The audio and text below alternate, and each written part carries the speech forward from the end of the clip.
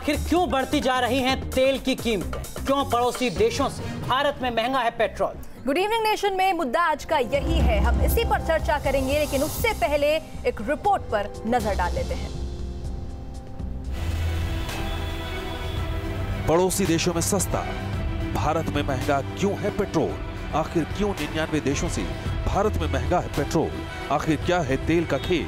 आजकल मोदी सरकार को इन्हीं सवालों से दो चार होना पड़ रहा है। सरकार सफाई देने में जुटी है।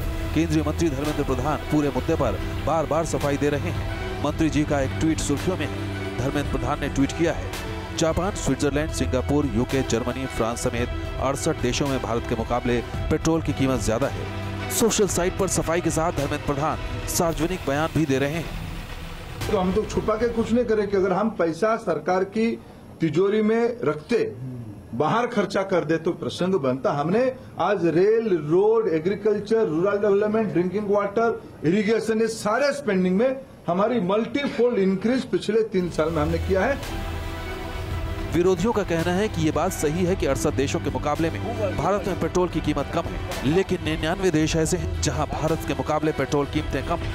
इनमें तमाम पड़ोसी देश शामिल हैं। भारत और पड़ोसी देशों में पेट्रोल की कीमतों की तुलना करें तो भारत में पेट्रोल की कीमत 70 रुपये 43 पैसे है, अफगानिस्तान में 41 रुपये 15 पैसे, पाकिस्तान में 42 रुपये 54 पैसे, श्रीलंका में 53 रुपये 72 पैसे, नेपाल में 61 रुपये 35 पैसे, भूटान में 62 रुपये 20 पैसे, चीन में 64 रुपये 42 पैसे, बांग्लादेश में 69 रुपये 46 पैसे। जाहिर है भारत में पेट्रोल की कीमत सबसे ज्यादा है। लोग परेशान हैं और अपना दर्द भी बयां कर रहे हैं। असर तो पड़ ही रहा है, जो आम खर्चे हैं जो बढ़ रहे हैं। बहुत हो रहा है पेट्रोल का खर्चा वगैरह सब, दिन भर दिन लाइक जैसे होते जा रहा है, बढ़ते जा रहा है, 10-10 रुपये से बढ़ता जा रहा है। तो पहले तो 300 रुपये में 3 दिन चलता था, 100 रुपये का दिन में होता था। अभी जैसे 150 रुपये का एक दिन का खर्चा हो गया। पेट्रोल बहुत महंगा हो गया है। तो मैं पहले तो जहाँ जाता था I used to take my 2 wheeler लेके जाता था, पर अभी मेट्रो यूज़ करना पड़ता है। जनता की अपनी परेशानी है, पेट्रोलियम मंत्री के अपने तर्क हैं, लेकिन इन सब के बीच पर्यटन मंत्री के बयान से विवाद खड़ा हो गया है। Who buys petrol? Somebody who's got a car, somebody who's got a bike. Certainly he's not starving. So somebody who can afford to pay has to pay. तेल के दाम बढ़ने से सिर्फ गाड़ी चलाने वालों के लिए ये एक आर्थिक बोझ नहीं है, ये पूरे अर्थव्यवस्था के ऊपर इसका असर पड़ता है। पेट्रोल की बढ़ती कीमतों पर मनमोहन सिंह की अगुवाई वाली यूपीए सरकार पर भी सवाल उठाए जाते रहे। अब मोदी सरकार से भी वही सवाल पूछे जा रहे हैं और जवाब भी उसी अंदाज में आ रहा है। Team news nation. तो इस बीच केंद्रीय मंत्रियों के अलग अलग बयान भी आ रहे हैं। एक मंत्री हैं जो कह रहे हैं कि जो लोग पेट्रोल का इस्तेमाल कर रहे हैं वो भूखे नहीं मर रहे हैं, लिहाजा टैक्स उन्हें देना होगा। और संबंधित मंत्री कह रहे हैं कि 68 देश ऐसे हैं जहां पर भारत के मुकाबले पेट्रोल के दाम ज्यादा हैं। क्या वाकई यही सरकारों की संवेदनशीलता होती है? हमारे साथ खास मेहमान इस चर्चा में जुड़ रहे हैं। हमारे साथ उपभोक्ता मामलों के जानकार विजोन मिश्रा साहब हमारे स्टूडियो में मौजूद हैं। हमारे साथ आर्थिक मामलों के जानकार मनोज गैरोला साहब जुड़ रहे हैं और हमारे साथ जुड़ रहे हैं भारतीय जनता पार्टी के प्रवक्ता राजीव जेटली जी, कांग्रेस पार्टी के प्रवक्ता राजीव त्यागी जी और अर्थशास्त्री गौरव बल्लभ जी। शुरुआत करेंगे जेटली साहब आपसे। बहुत हुई पेट्रोल डीजल की मार, अब की बार मोदी सरकार। 2014 के चुनाव से पहले का यह आपका नारा था। अब आप खुद ही बता दीजिए किस तरीके की मार इस वक्त देश के लोग देख रहे हैं, झेल रहे हैं।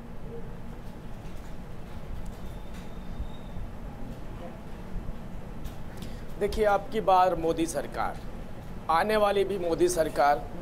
और अगर मोदी सरकार की आप बात करते हैं तो केवल इतना बोलना चाहते हैं कि हाँ, पहली बार एक ही इल्ज़ाम लगाया जा रहा है हम पर, और वो इल्ज़ाम ये लगाया जा रहा है कि सरकारी कोष भरे जा रहे हैं। जब हम पहले बात किया करते थे तो सरकारी कोष की नहीं किया करते थे, हम कहते थे किसी व्यक्ति विशेष के कोष भरे जा रहे हैं।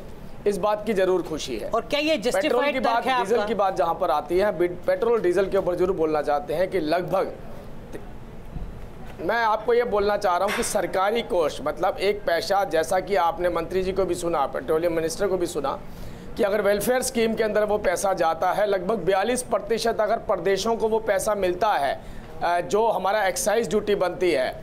और उसके बाद जिस तरीके से कुछ प्रदेशों ने अपना वैट भी बढ़ाया, वैट बढ़ाने से भी पेट्रोल और डीजल दोनों के रेटों के ऊपर फ़र्क पड़ा।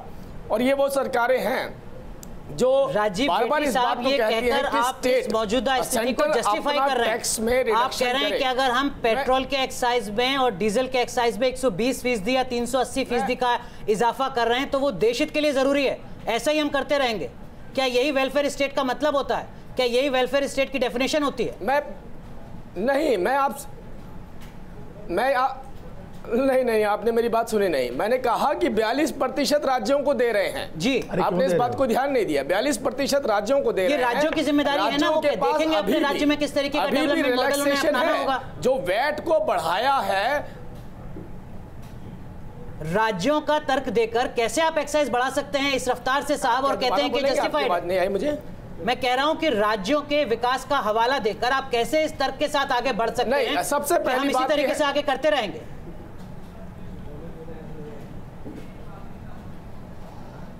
नहीं, हमने कभी नहीं कहा इस तरीके से आगे करते रहेंगे। हमने कहा कि जब डेली प्राइसिंग की बात आई तो पहले उसमें रेट में गिरावट भी नजर आई, रेट स्टेबल भी नजर आया, अब बढ़ा हुआ भी नजर आया, आगे घटा हुआ भी नजर आएगा। बात यहां पर यह नहीं हो रही है। बात यहां पर यह हो रही है कि जब तर्क इस तरीके के दिए जाते हैं कि आप रेट बढ़ रहे हैं उसको घटा क्यों नहीं रहे हैं या क्यों नहीं घटा पा रहे हैं, तो सबसे पहली तो आपके पास जानकारी जरूर होगी कि 13% US डॉलर में रेटों के अंदर फर्क आया हरिकेन के बाद। ये एक पहली बात। 1 जुलाई से लेकर 8 सितंबर को, फिर 8 सितंबर के बाद 13 सितंबर को भी इंटरनेशनल मार्केट में रेट बढ़े हुए नजर आए। मनोज गेरोला साहब, वो फर्क पड़ा। लेकिन जब दूसरी बात आर्थिक मामले की जानकार के तौर पर इस तर्क से सहमत हैं जो सरकार की तरफ से प्रवक्ता नहीं, देखिए ऐसा सुन लेते हैं जेटली साहब। नहीं, देखिए ये जो तर्क है ये बिल्कुल भी ठीक नहीं है। ऐसा है कि जिस समय NDA की सरकार आई थी उस समय अंतर्राष्ट्रीय बाजार में तेल की कीमत थी $106 के करीब, और आज ठीक उसकी आधी है, करीब आधी है। अगर हरिकेन के बाद बढ़ी भी होगी तो कोई बहुत ज़्यादा उसमें ऊपर वो नहीं हुआ। लेकिन क्या हुआ कि पिछले 3 साल में सरकार ने एक्साइज ड्यूटी कम से कम 220% बढ़ाई है इसमें ऑयल में, और उसी तरीके से डीजल में जो है वो ड्यूटी बढ़ी है कम से कम 400% के करीब।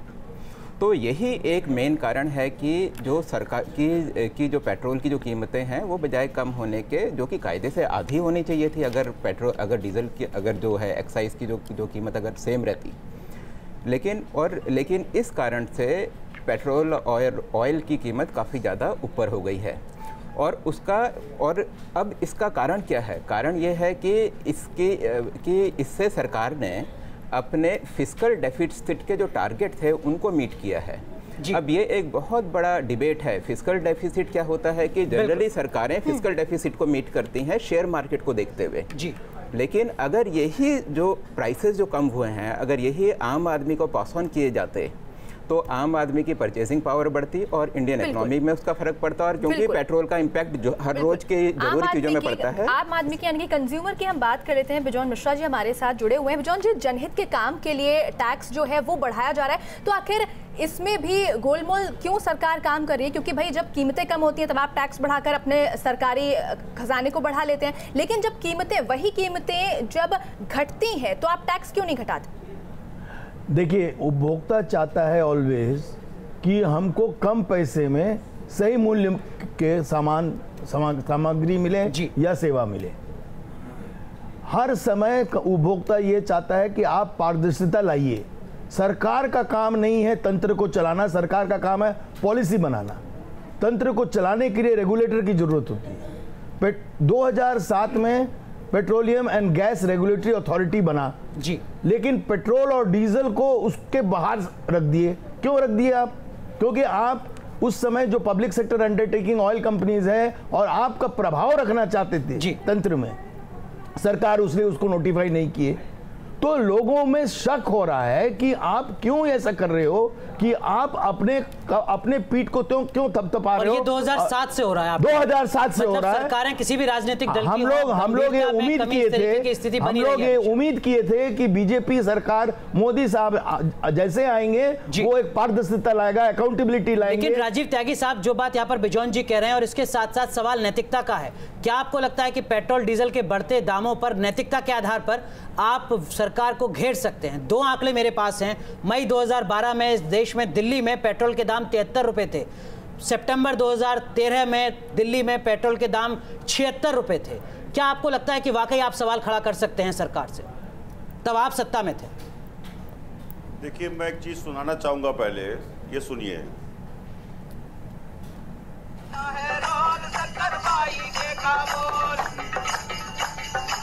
जी सुन लिया सर, राजीव जी सुन लिया। सुनाया है, सुन राजीव जी अपना तर्क रखें, अपना पक्ष रखें। सगी सैया तो खूबी कमाते, महंगाई जान खाया जाता है जी। 149 डॉलर प्रति बैरल के हिसाब से 2013 में, 2012 में, 2011 में मनमोहन सिंह स्तर पे क्रूड ऑयल खरीदती थी, कच्चे तेल को खरीदती थी, तब 73 रुपए और क्या नाम उसका 74 रुपए में हम।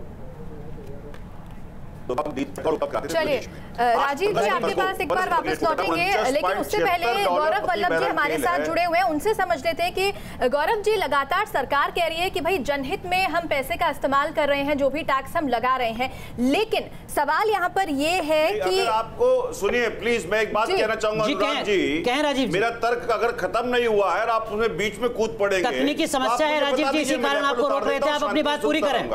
राजीव जी तकनीकी समस्या थी, इस कारण बीच में रोक रहे थे, आप अपनी बात पूरी करें। जी देखिए, मेरी जो बात थी बहुत स्पष्ट है कि भारतीय जनता पार्टी की सरकार ने वादा किया था बहुत हुई महंगाई की बार, अब की बार मोदी सरकार जिससे आपने शुरू किया जी।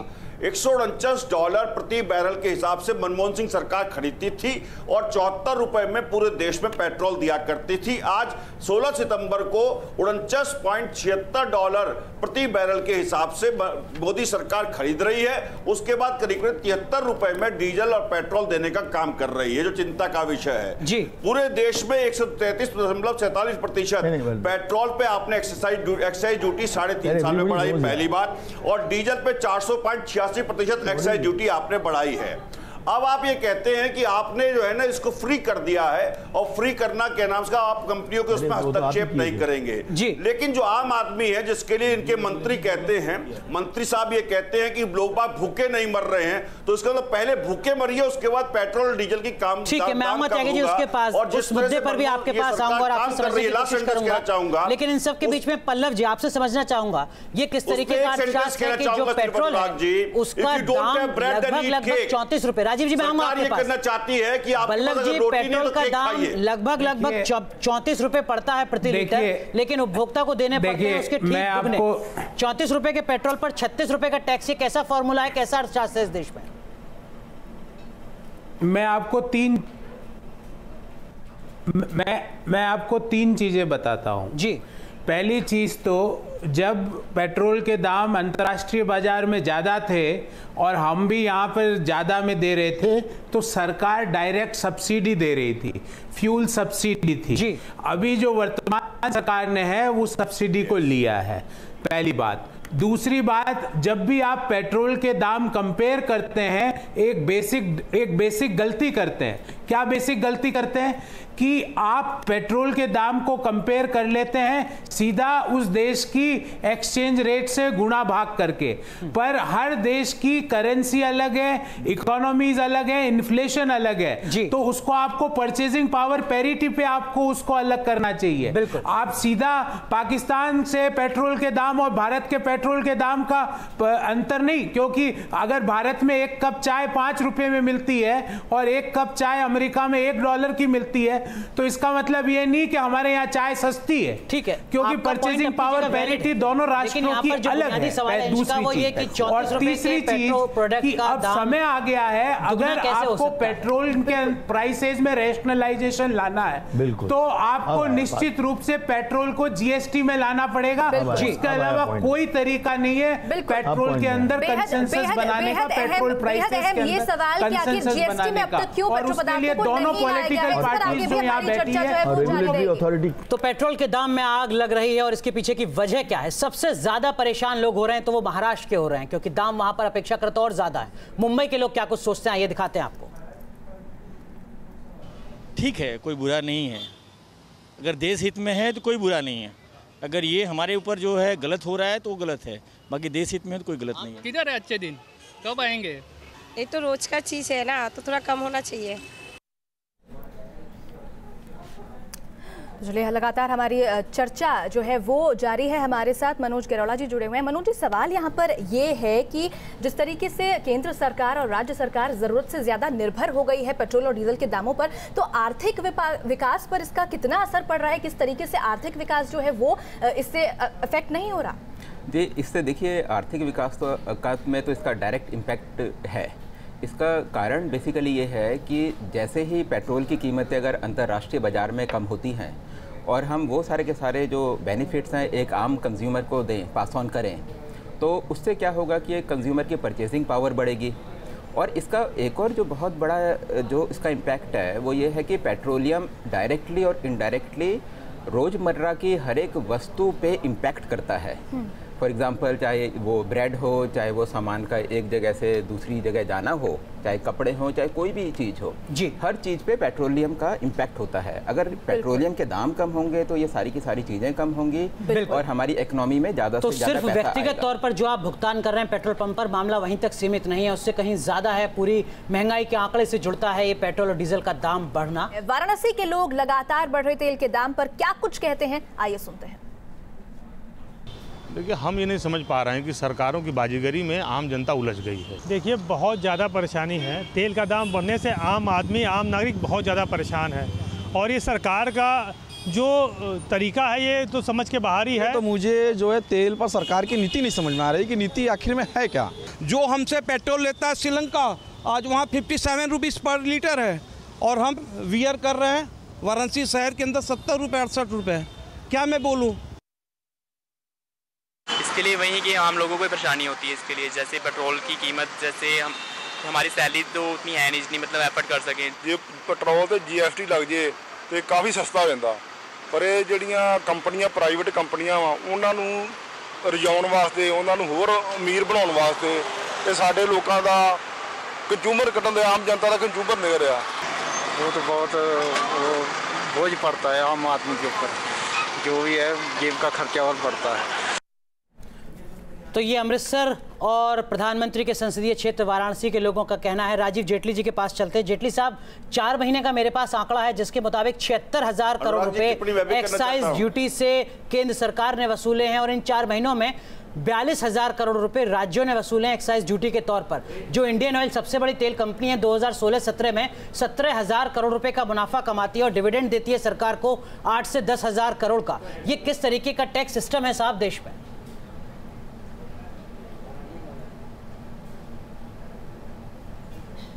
देखिए, मुझे लगता है मेरा जवाब तो आप ही ने दे दिया। जी, समझा दीजिए। आप बार इस बात को मेंशन कर रहे हैं कि कंपनियां कितना मुनाफा कमाती हैं और किस तरीके के हालात PSU के इस देश में, किस तरीके के हालात PSU के इस देश में रहे हैं, वो भी जग जाहिर है।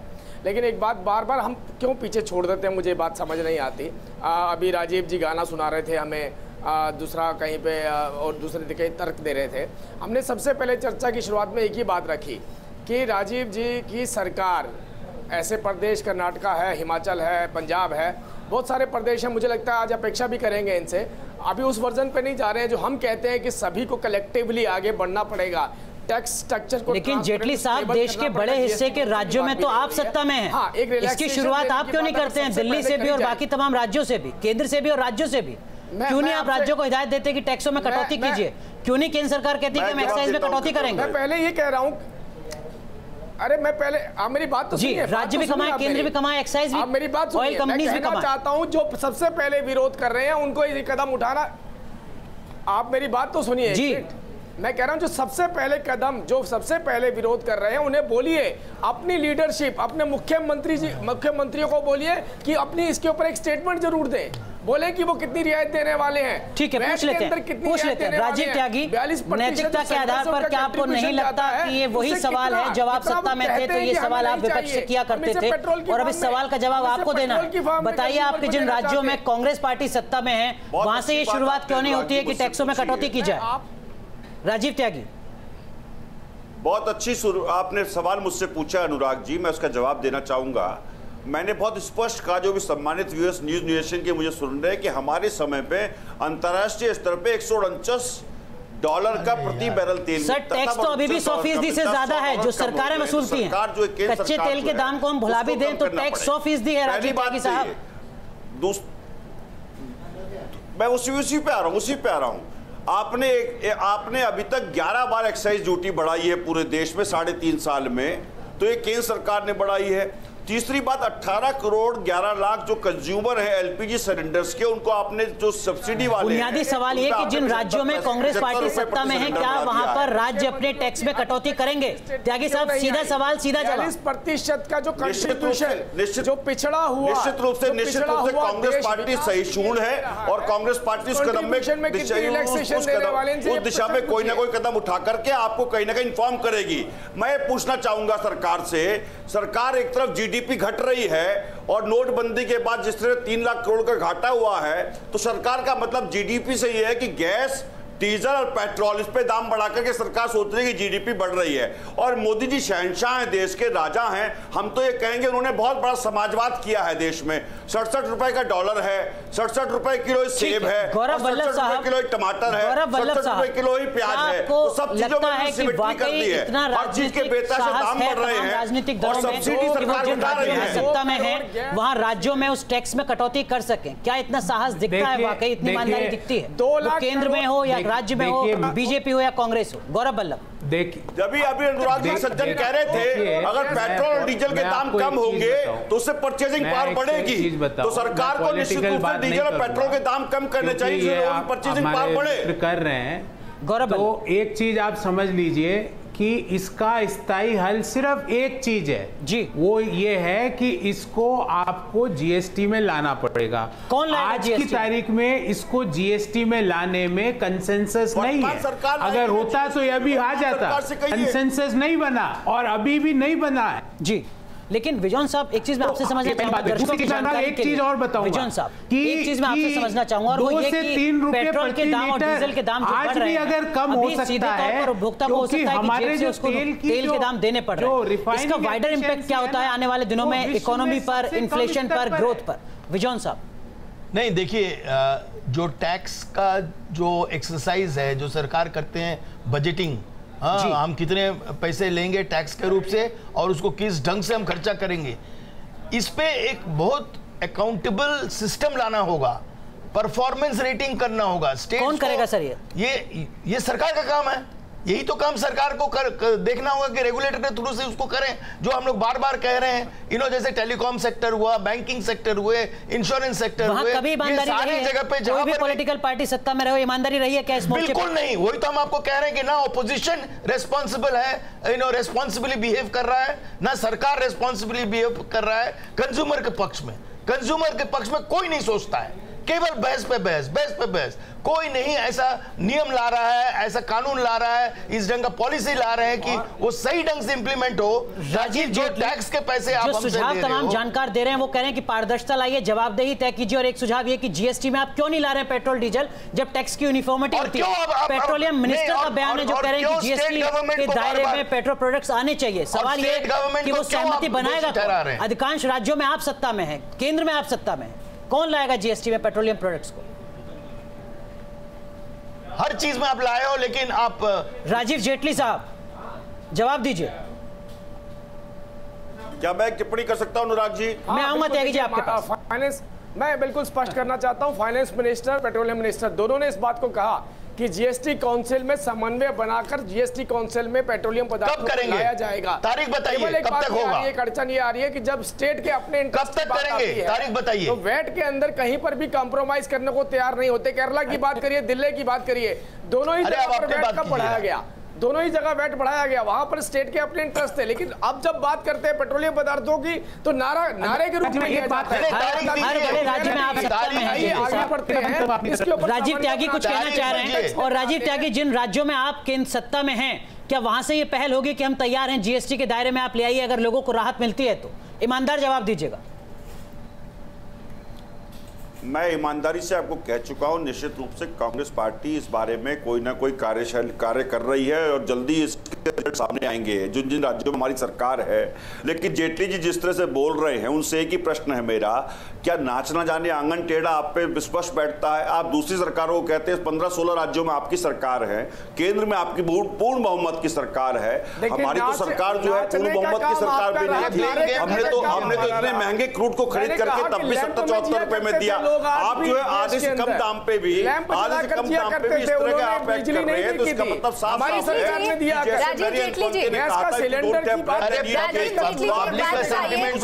यूपीए की सरकार के जब आप लोग विपक्ष में थे, आप लगातार आरोप लगा रहे थे पेट्रोल डीजल के दाम जो है वो लगातार बढ़ते जा रहे हैं, आम आदमी पर इसकी मार पड़ रही है। अब सवाल यही है कि जब आप सत्ता में है तो भी आम आदमी पर पेट्रोल डीजल के दाम जो बढ़ रहे हैं उसकी मार पड़ रही है, तो अब आप क्या कर रहे हैं उसके लिए? आप आरोप करके आरोप नहीं कर सकते। अब तुरंत अपने मंत्री के बयान पर आप इतने जब आप विपक्ष में थे, कैसे हो सकते हैं? मिडिल क्लास के प्रति ऐसे शूट कैसे हो सकते हैं? आप एक तरफ लोगों की सब्सिडी कम करते हैं और बेतहाशा महंगाई। राजीव जेटली, आप दोनों को मैं रोक रहा हूं, माफ कीजिएगा, लेकिन इन सबके बीच में मनोज गहलोत साहब, ये किस तरीके की स्थिति है कि राज्य सरकार 42,000 करोड़ से ज्यादा मुनाफा कमाती है, हर राजनीतिक दल वहां राज्यों में बैठा हुआ है, केवल बीजेपी और कांग्रेस ही नहीं, केंद्र सरकार 76,000 करोड़ रुपए कमाती है, और जो तेल कंपनियां हैं वो भी 2016-17 का आंकड़ा है जिसमें 17,000 करोड़ रुपए कमा रही हैं और 8 से 10,000 करोड़ रुपए डिविडेंड के तौर पर सरकार को दे रही हैं। परेशान सिर्फ जनता। जी हाँ, जी हाँ, आपका ये कहना बिल्कुल ठीक है कि इसमें जो इम्पैक्ट पड़ता है, जो कंज्यूमर है, जो एक आम जनता है, उसको डायरेक्टली इनडायरेक्टली रोज़मर्रा की ज़िंदगी में, अपने डे टू डे लाइफ में, और मतलब उसमें जो में असली जो इम्पैक्ट है सिर्फ उसी को है। अगर आप देखें तो पिछले 5 साल में जो स्टेट गवर्नमेंट है जिनको कि वैट मिलता है, वो वैट करीब करीब वहीं का वहीं है। मतलब आज से पिछले 5 साल में उसमें जो बढ़ोतरी हुई है वो सिर्फ 30% हुई है, लेकिन केंद्र सरकार को जो पैसा मिलता है, जो टैक्स मिलता है, एक्साइज, उसमें जो बढ़ोतरी है वो 220% से ऊपर पेट्रोल में हुई है और वो 480% डीजल में हुई है पिछले 3 साल से, जब से ये एनडीए सरकार पावर में आई है। जी बिल्कुल। और इसका क्या कुछ असर विजोन साहब आने वाले दिनों में उपभोक्ता के ऊपर? नहीं, यही हम कह रहे हैं बार बार कि देखिए दोनों की लड़ाई में हम लोग पिस जा रहे हैं। अरे भाई, आप तुरंत इसको क्यों नहीं लागू करवा सकते हैं? आप कई चीज में काउंसिल में, आप जीएसटी काउंसिल में बैठकर कंसेंसस ले आकर आप उसको लागू कर दिए हो, कई प्रोडक्ट्स में, ऑटोमोबाइल में कर दिए हो, कई माने जो आम जनता को नहीं टच करता है उस पर आप कर दिए हो कर कम। लेकिन जब पेट्रोल की बात आता है तब आप बोलते हो कंसेंसस नहीं हो रहा, कंसेंसस नहीं हो रहा। तो इसका मतलब क्या? आपके दोनों के झगड़े में, स्टेट और सेंटर के झगड़े में, आप तो सही कह रहे हैं विजोन जी, मानेंगे ना आप इस बात को? जब आप सत्ता में थे तब भी उपभोक्ता को 70 रुपए से ज्यादा देने पड़ रहे थे पेट्रोल के, और आज भी 70 रुपए से ज्यादा देने पड़ रहे हैं। उसको क्या मतलब? कहना चाहता हूं अनुराग जी, लोग परेशान। मुझे 30 सेकंड देने, मैं आऊंगा गोविंद जी, मैं आपके पास भी त्यागी जी बहुत संक्षेप में। अनुराग जी, आप बहुत विद्वान एंकर हैं, मेरी विद्वता इतनी नहीं है जितना मैं समझा सकूं, लेकिन समझा दीजिए फिर भी साहब, आपके समझ रहे होंगे मेरी बात। एक चीज हमने इतनी महंगी खरीदी, $149 में खरीदी, और उसको हमने पेट्रोल दिया 70 रुपए में। अरे आप सब्सिडी भी तो दिए, $49 में तो दिए हो, $100 कम हो गए, आप हमारा 74 रुपए में। आप तो सब्सिडी भी दिए उसमें। प्रति लीटर सरकार बेच रही है। जो बुनियादी सवाल था वो ये कि उपभोक्ता को तो 70 रुपए से ज्यादा ही देने पड़े तब भी और अब भी, तो उसके लिए अंतर कहाँ? बल्लभ साहब आप कुछ कहना चाह रहे थे? तो माय डियर सर, हमने तो तब भी हमने बजट के खाता को ठीक रखा, गेम जो है वो आप लगातार खेलते रहेंगे। जब आप सत्ता में थे बात कहना चाहता हूं, मैं शांति से बोलना चाहता हूं, 30 सेकंड बोलना चाहता हूं, बल्लभ जी कुछ कह रहे थे अनइंटरप्टेड। पर आपके पॉलिटिकल प्रवक्ता अगर मुझे आज्ञा दे तो गौरव बल्लभ जी कहें आप अपनी बात। हमने लोगों को मैं एक चीज कहना चाहता हूं, देखिए कंसेंसस आज की तारीख में जीएसटी में नहीं है, तो उसके 2 कारण हैं कि आपकी पहले एक्साइज की रेट थी लगभग 40%, अब 18-28 में मेजोरिटी ऑफ गुड्स आ गए जीएसटी में, तो सरकार को और कोई अपने रेवेन्यू को कंपनसेट करने का साधन ही नहीं केंद्र सरकार को, पहली बात। दूसरी चीज अनुराग जी, हमारी जो ऑयल की जो रिफाइनिंग एफिशिएंसी है तो वर्ल्ड में लोवेस्ट कंट्रीज में हमारा नाम है। अगर हम उसको इंप्रूव कर लें तो इमीडिएटली कस्टमर को 2 से 3 रुपए पर लीटर का फायदा हो सकता है। मैं पॉलिटिकल बात नहीं कर रहा हूं। और जीएसटी में लाना एक लॉन्ग टर्म प्रक्रिया है। लगा रहा है, सत्ता में बीजेपी है वो लगातार आरोप लगा रही है कि भाई यूपी के टाइम पे हुआ, यूपी कह रही है कि भाई आपके टाइम पे ये हो रहा है। तो कुल मिलाकर ब्लेम गेम जो है वो लगातार जारी है और हल जो है वो समस्या का नहीं निकल पा रहा है। आप सभी का शुक्रिया हमारे साथ जुड़ने के लिए, इस चर्चा में शामिल होने के लिए।